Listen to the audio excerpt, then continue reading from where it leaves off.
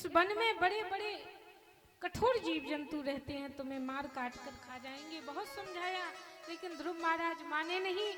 तो कहा कि मैं तुम्हें गुरु मंत्र देता हूँ, क्योंकि बिना गुरु मंत्र के भगवान की प्राप्ति नहीं हो सकती। तो गुरु मंत्र दिया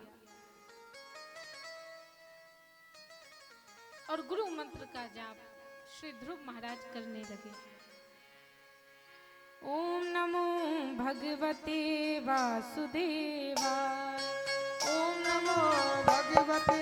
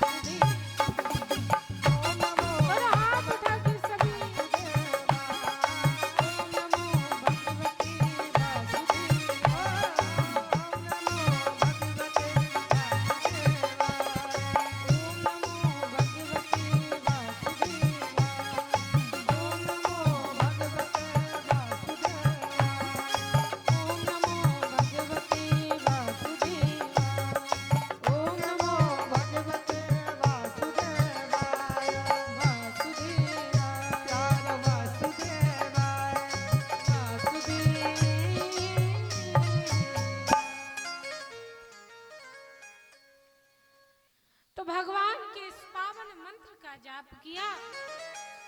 और जब भगवान को तप के माध्यम से पुकारा, तो जब कोई छोटा सा बालक निर्मल मन से भगवान को पुकारता है तो भगवान आने में देरी नहीं करते।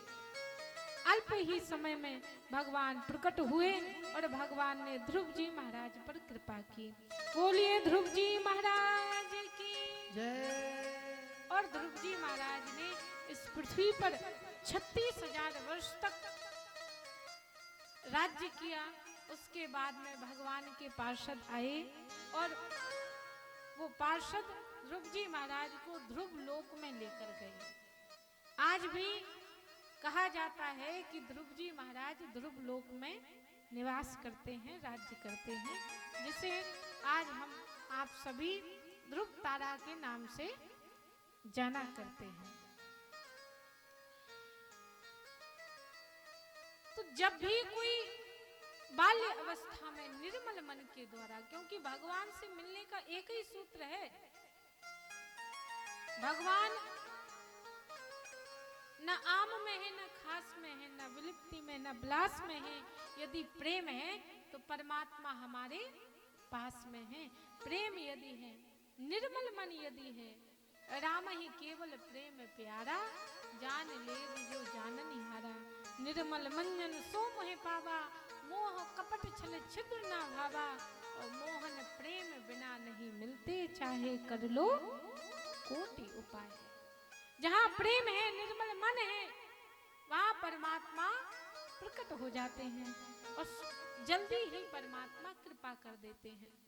इसलिए जब भी भगवान को हम पुकारें तो निर्मल मन के द्वारा पुकारें, और कथा में बैठे तब भी निर्मल मन के द्वारा ही बैठे। तो ध्रुव जी महाराज पर परमात्मा ने बड़ी ही पावन कृपा की है। अच्छा, भगवान का नाम लेना तो बड़ी बात होती ही है, लेकिन नाम के साथ देखो कलयुग में दो ही चीजें हैं, एक तो भगवान के नाम का प्रभाव और दूसरा, क्योंकि कलयुग को अर्थयुग कहा गया है महाराज, यहाँ बिना धन के कुछ भी नहीं होता।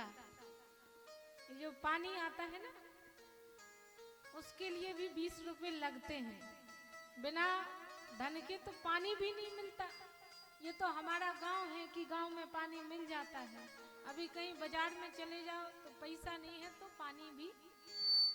तो बिना धन के कोई कार्य कलयुग के समय में संपन्न नहीं हो सकता।